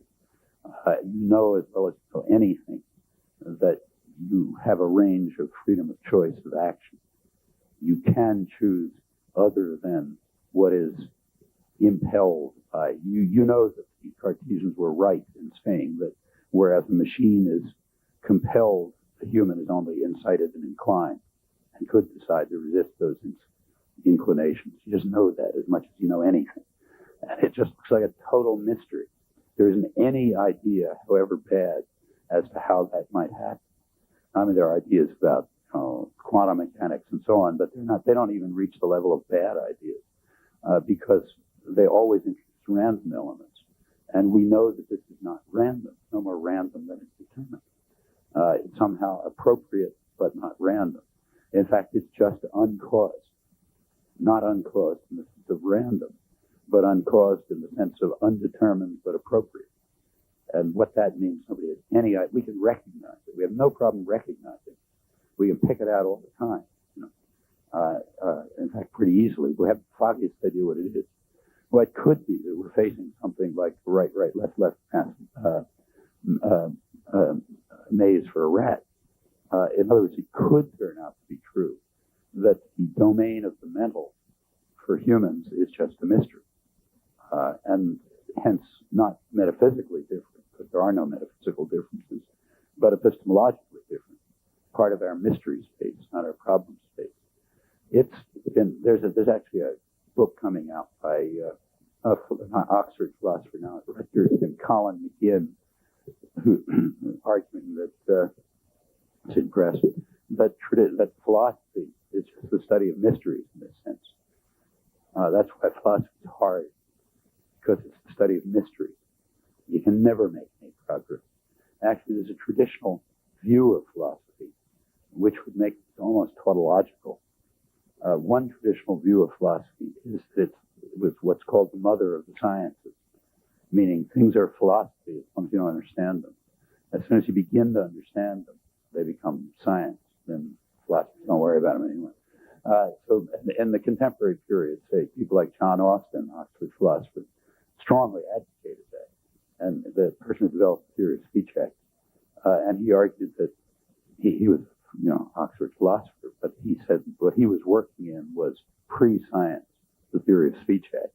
And whenever it came to be understood enough, it would go off and become part of the sciences, and then they wouldn't talk about it in Oxford common rooms anymore. They'd really work on it, Well, if that's what philosophy is, if it's the mother of the sciences, then by definition it's the study of mysteries, So its problems really are kind of hard in some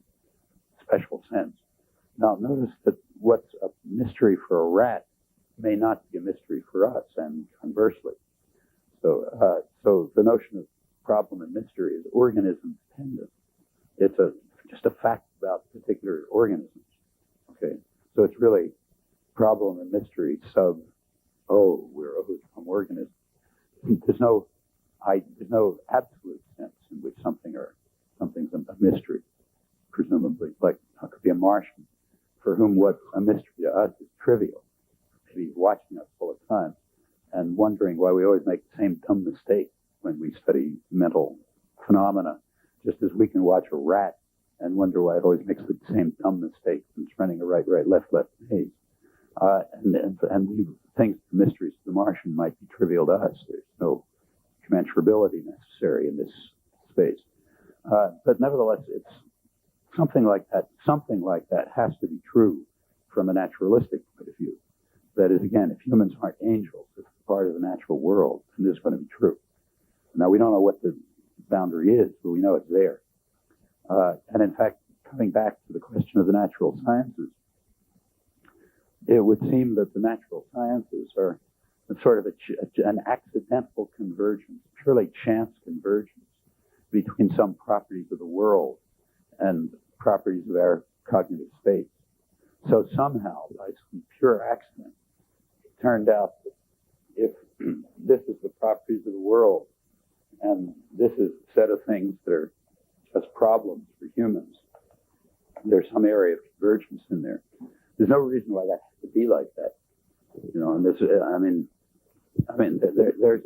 a long discussion in sciences or philosophy of science trying to argue that it had to be like that.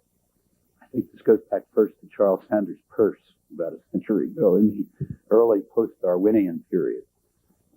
Peirce argued that he asked, well, scientists have always been asking the question, how come science is so successful? It's kind of a miracle, you know, like Einstein, not foolish scientists. Einstein asked the question, how come, you know, the human mind is capable of understanding the nature of reality? Well, of course, that presupposes that humans are capable of understanding the nature of reality. And the evidence for that is very slight. I mean, in fact, what seems to be the case is that through the general obscurity, there's a few little points of light that have broken through, and that's what we call science. But most of the questions that the Greeks asked, let's say, are just as obscure today as they were then. You know, I mean, a few of them, you know, a very small number of them have been answered. So first of all, the fact to be explained doesn't seem to be a fact. The fact that humans have this amazing capacity to understand the nature of the world just doesn't seem to be true. Most of what's going on, we have a glimmer of understanding about. So since the fact isn't a fact, we really don't care what the explanations for it are. But the explanations that have been offered from Charles Sanders Peirce up to people like Stephen Hawking in his recent popular book on time are always the same mistaken explanation. Namely that the reason for this fact, which is not a fact, is evolution. Evolution selected us to be able to solve problems. Therefore, we're able to solve problems. But that doesn't make any sense at all.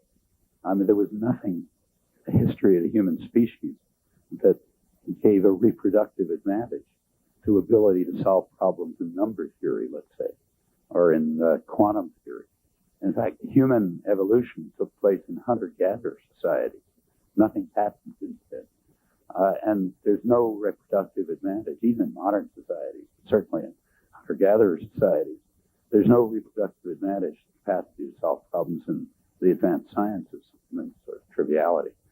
And that's all evolution's about. It's just about reproductive advantage, not of anything else. In fact, it's even been, serious evolutionary biologists have been trying to ridicule these notions for years, have even argued only half jokingly that there's a selective advantage for stupidity. Dick Lewontin is one of the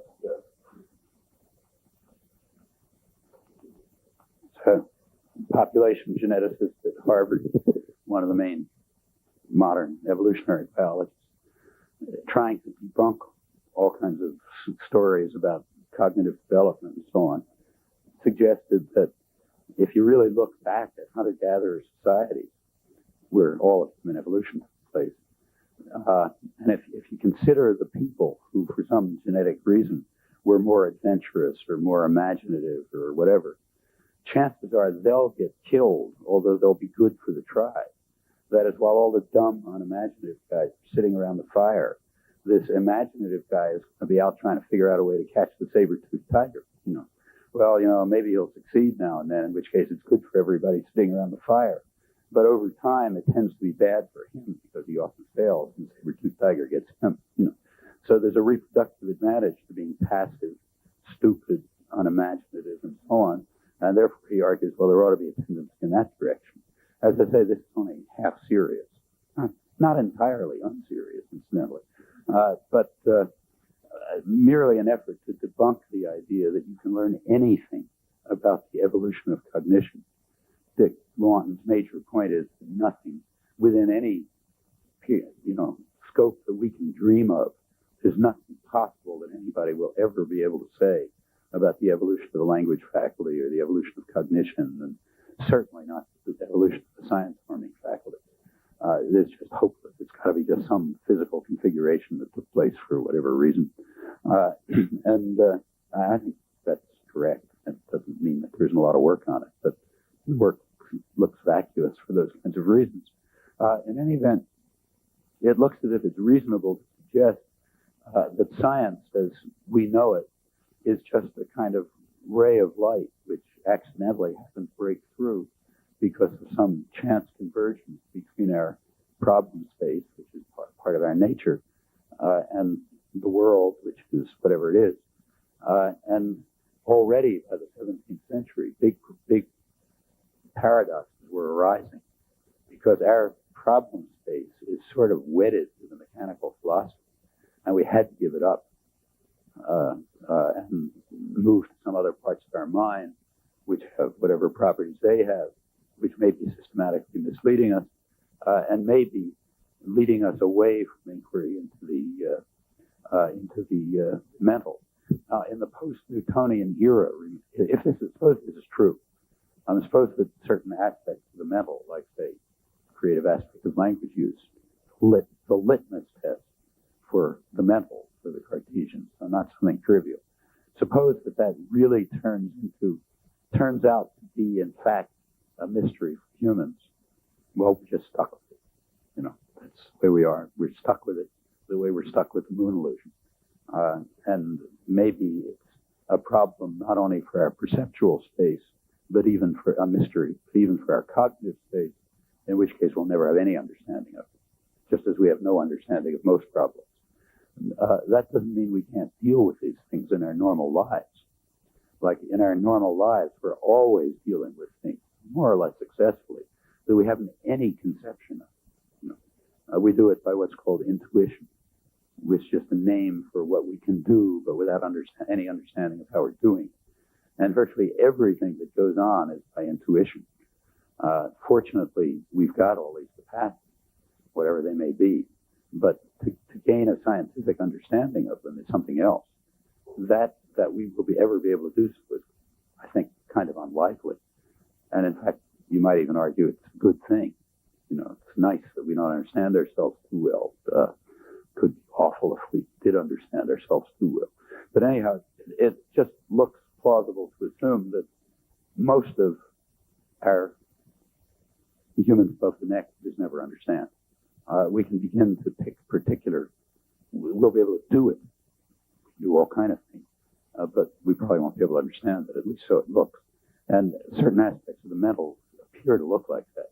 They just appear to be in the mystery space. Again, that could be wrong, but let me stress again that this could be a research topic. You could imagine, investigate, in fact, it could come out of cognitive science. It could come out of cognitive science that humans are capable of constructing certain kinds of conceptual structures, like determinism and randomness, say. And those are going to deal with certain types of phenomena. And if you can show empirically that certain arrays of phenomena don't have those properties, too bad. Then you're in the mystery space. That's conceivable. It's discovery about human beings, conceivable empirical discovery. Without paradox, we could discover what's a mystery for us. We couldn't solve it, but we could find out where it is. And a large part of the so-called mind-body problem could ultimately fall into that area. Again, not metaphysical, because we can't state it. Well, with metaphysical dualism unstatable, is there another kind of dualism? Remember, metaphysical dualism falls within naturalism. It's just a form that naturalistic inquiry takes. It reaches metaphysical dualism along the lines, say, that the Cartesians followed, and then it's exploded because the world disappears. The machine disappears. So we're left without any form of metaphysical dualism. We have no matter anymore. Is there any other kind of dualism that we can construct? Well, the only other kind is irrational dualism, epistemological dualism, which says you're just not allowed to study humans or humans above the neck by the methods of rational inquiry. You're not allowed to study humans naturalistically. Now, as distinct from metaphysical dualism, this is a completely irrational position, as far as I can see. It has no saving graces at all. What I want to show, I guess I'll stop now and come back to that, is that however irrational it may be, it's pervasive.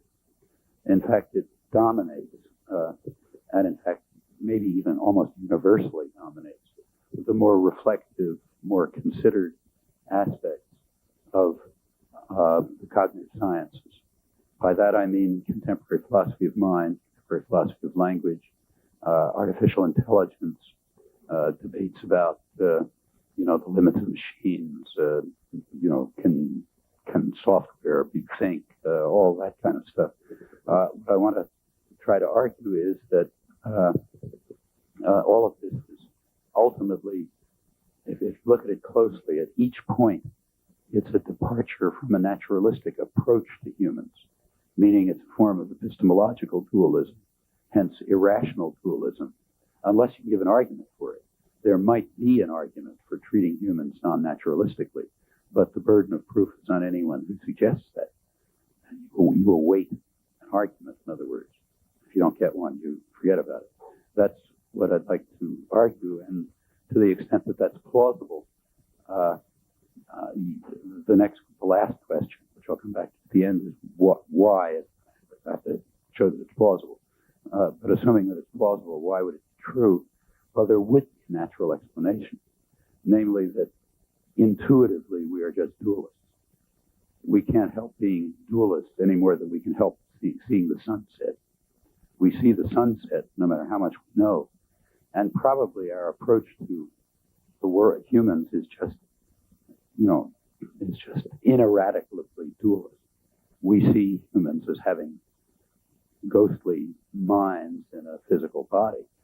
And even if the notion physical body disappears, we can't help seeing people that way. Just as once contact mechanics has disappeared, and once the Ptolemaic universe has disappeared, we can't help seeing the sunset. Now, with metaphysical dualism, if this is true as an aspect of human cognitive character, if metaphysical dualism is on a par with the setting of the sun, just a way we can't help looking at things, with metaphysical dualism gone, we're forced to irrational dualism. But it's a path we should resist. That's the diagnosis I'd like to give at the end. But first, we have to traverse the path. So, up here. Very polite.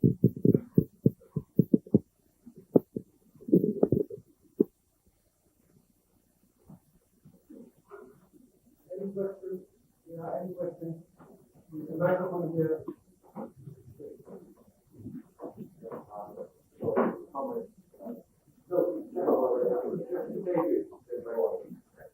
At the beginning of the lecture, you were careful in distinguishing between two levels of your time. The first level of your time is the field of history. The mental history includes certain public capacities that you characterize as property, certain computation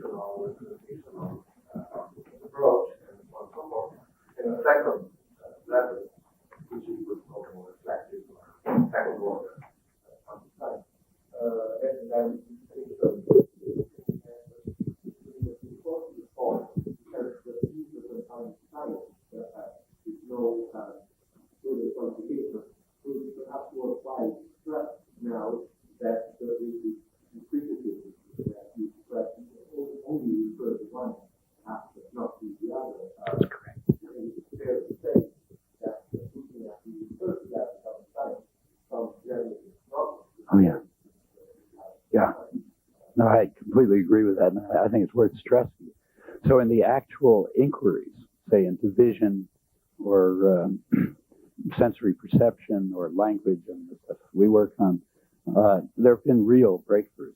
I mean, I think really revolutionary breakthroughs. They're considered it's this second level cognitive science, the kind you could call philosophy of mind. In fact, they're pretty much the same field. That's the one I'm talking about. And strikingly, actual working cognitive scientists tend to be sort of schizophrenic about this issue. I mean, some of them don't think about the general topics at all. But those who do think about the general topic, which is normal, and reasonable, I'm not suggesting everybody think about reflectively about what they're doing. Like, not many chemists think about what chemistry is about. They just do it. But in those among the cognitive scientists who think about the topic, they generally, in my opinion, move to the irrational side when they're thinking about it. So somebody may do work in which they, use computational representational models of, say, vision, and then they may argue that this doesn't make any sense. Incidentally, that's not something unknown in the history of the more advanced sciences. Maybe some of you can, I'm sure some of you know way more about this than I do, so add things that I'll know. But, as you may know, one of my colleagues at MIT up until recently was Tom Kuhn, down the hall, who's a well-known historian of science. And I have been interested, we've been friends for years, and I've been interested in exploring with him similar things in the natural sciences. And interestingly, it hasn't been studied much. He couldn't refer me to any literature on it. So if you ask the question, how did this transition go from, say, Poincaré regarding the molecular theory of gases as just a computational device to people assuming there really are molecules? The whole bunch of things like that. He couldn't refer me to any literature, actually only one study, an unpublished study, or how in Newton's period, which has been heavily studied, how did people get from regarding universal gravitation as an occult property, which no sane person could even dream of, which was Newton's point of view, to recognizing it as just obvious, and by the time you get to, Laplace or somebody, how did that transition take place? There doesn't seem to be much work on that. And I think that's right at the heart, exactly where we're in, The one study that Kuhn referred me to is a book, actually a dissertation by a guy named John Heilbrunn, who was actually a student of his, who did a doctoral dissertation on the things like the molecular theory of gases, on the transition around the turn of the century from a period in which molecules and atoms and so on were regarded as just computing devices. Like Poincaré said, we use them because we're familiar with billiards. We just want to get the answers. Up to the point where people really just assume they're there. There really are molecules. And according to this guy, if you go back to, say, 1880, scientists were completely schizophrenic, just like cognitive science started today. I mean, when they were doing their work, they treated molecules as being as concrete as Bunsen burners, no distinction. On the other hand, when they were thinking about it, they said it's total nonsense. Doesn't make any sense. There can't be such things. Field, molecule, any of this kind of business. These are just ways of coming up with the right answer, kind of very operational. And then he says that you go there's about a 10, 20-year period from about 1890 to 1910 when attitudes just shift totally. And by, say, 1910, people just talk about them as being like Bunsen burners. I mean, later, comes quantum theory and new problems arise. But in that period, this period, people just thought of them very, substantively. And his argument, his reconstruction is that what happened basically is that, for example, lots of different ways of calculating the number of molecules in a certain volume of gas, lots of different ways of doing that converge, giving you very close to the same number. And there were all kinds of convergence of this kind. And the convergences were just so powerful, along with the elegance of the theories that were coming out, that at some point it just became unreasonable to question it, no matter how much wrench it was with common sense. Well, in my opinion, it'd be nice to understand this better in the natural sciences, because it might give some hints, as to where we're being caught in traps and things. If you look at what happened in places where they've already been through this a long time ago. My impression is that in the cognitive sciences today, there's something similar going on. So that in the actual work, the first level cognitive science, people are doing perfectly sensible work and making advances and so on and so forth. When people are thinking about that work, including often the very same people who are doing it, it sort of flies off into outer space based on illusions. And it's that second level of cognitive science, the philosophy of mind part that I really am talking about now.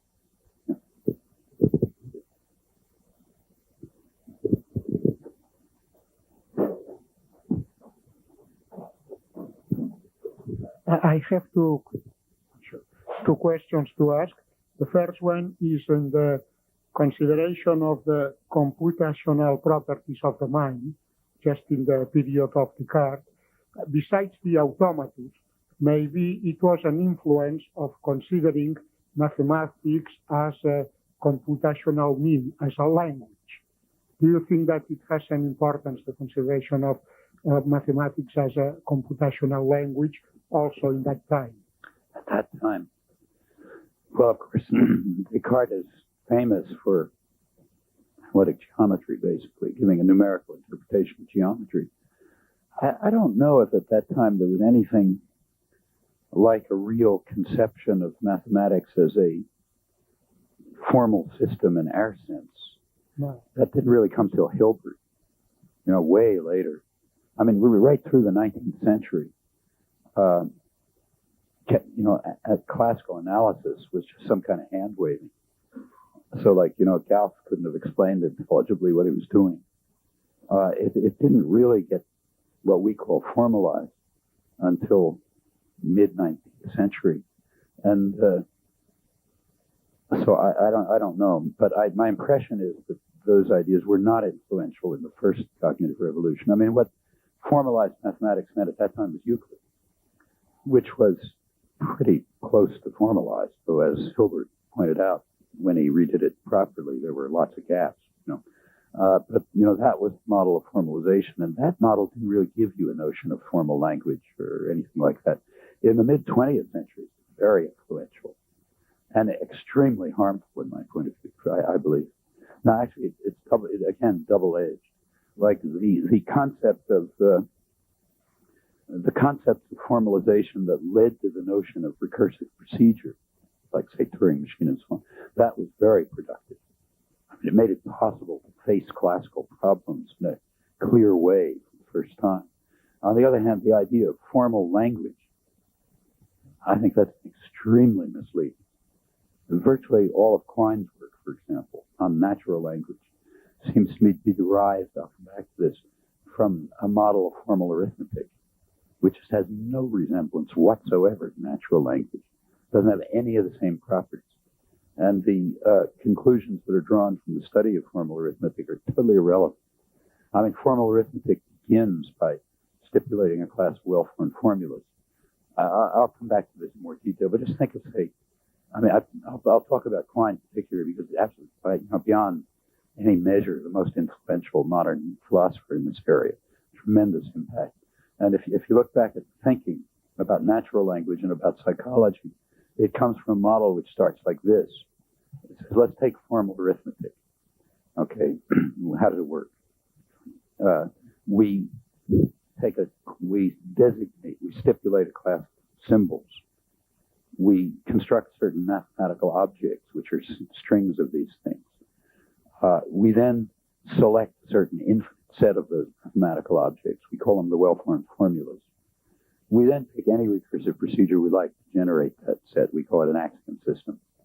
The axiom system is completely free. We pick anyone we like. We do it for convenience or something. The only thing that has any reality is the class of well-formed formulas. That has reality because we stipulate it. Like we could stipulate the class of even numbers or something, and then pick any method of generating them we like. Method of generating is irrelevant. You know, you just use whatever one you feel like. The thing that's real is the set extensionally. Now he approaches natural language the same way. He says what's uncontroversial is the class of well-formed formulas. What's problematic is what's called the grammar, the generative procedure that characterizes them. And in fact, he argues crucially that to say that one grammar rather than another is the true grammar is like saying that one axiom system rather than another is the right axiom system for arithmetic. Well, that would obviously be ridiculous in the case of arithmetic. So therefore, by analogy, it's ridiculous in the case of natural language. And that, as soon as you make that move, you're off into some totally non-naturalistic direction. And the trouble is you can't make the first step. There's nothing in natural language analogous to the class of well-formed formulas. It doesn't exist. The only thing that exists is the generative procedure. The thing that doesn't exist in formal arithmetic does exist in natural language, and conversely. So it seems to me that the analogy has been extremely misleading from the first moment on. You know, although the concept of generative procedure itself has been has been crucial. You know, made it possible to study for the first time things that people could only wave their hands at before. This has had for the linguists among you, it's had a terrible effect in linguistics. From about 1970 up till today, as the linguists will know, there's been a huge debate about the generative capacity of different kinds of grammatical theories. You know, like, do they generate all recursively enumerable sets? Or can we cut them down so that they generate only recursive sets? Or can we cut them down so they have only the capacity of context-free grammars, which is supposed to be a big ideal that you're supposed to try to reach? And in fact, a lot of the argument against so-called transformational grammar, since work by Stan Peters, or even earlier, Hilary Putnam, has been that it's too broad and weak generative capacity, generates too many sets, it generates wild sets. You know? And we don't want that. We want it to generate only non-wild sets. And now I call this a debate, but it's really one-sided, because only one position is represented in the debate. Those who think it's a problem. The other side, which is basically me, isn't participating because there's no problem. There's no question. There's no question. You can't talk about generative capacity unless you have a class of well-formed formulas. And there is no such thing. Nobody's ever told us what it is. You know. Nor is there any gap in linguistic theory that would be filled if you had such a concept. I mean, it's not that there's a kind of a theory out here and, you know, there's some things we'd like to explain, and if we could only figure out this concept, we could explain them. That's not true. I mean, there's nothing around which we would understand any better if somebody specified the class of well-formed formulas, and furthermore, nobody knows how to do it. Furthermore, every working linguist, here, get back to Luigi's point, every working linguist knows, at least on one side of his brain, that it doesn't make any sense, because working linguists are typically working in areas of relative judgment. Like the most productive work has to do with things like the differences between subjacency deviations and ECP deviations, you know, two kinds of deviation. That's, you know, what's going to be useful evidence, never know in advance. It's usually something very exotic, not what's in front of you. And that evidence turns out, for theoretical reasons, to be extremely illuminating. Or it takes the study of parasitic gaps, certain kind of constructions, which are very odd. You know, when you tell them to people, they kind of cringe, although they interpret them in very special ways. Now, you know, the ways to interpret them are extremely illuminating.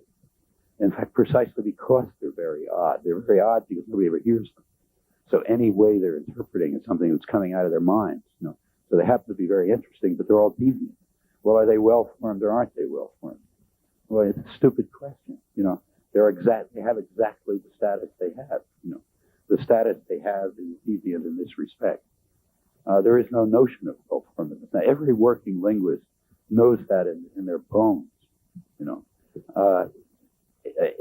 no one has ever proposed a vague idea what the class of well-formed formulas might be. There's no gap in linguistic theory that is asking to be filled by this concept. In other words, the concept has all the earmarks